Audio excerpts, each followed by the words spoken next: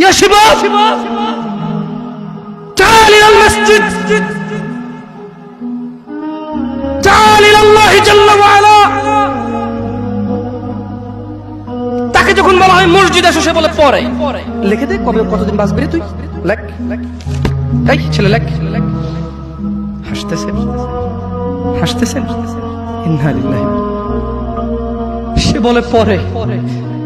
তার এই কথাটা মিনিং করে সে জানে সে কতদিন বাঁচবে, তাই সে পরে এক সময় সময় করে এসে দিবে। ইন্না লিল্লাহি ওয়া ইন্না ইলাইহি রাজিউন। কত বড় মারাত্মক কথা। হায়াতের মালিক কে? গায়েবের মালিক কে? সে কিভাবে বলে সে পরে আসবে? সে মাগরিব পড়বে না, ইশা পড়বে না, ফজর পড়বে না, সে মাগরিবে বলে কালকে ফজর থেকে পড়বো।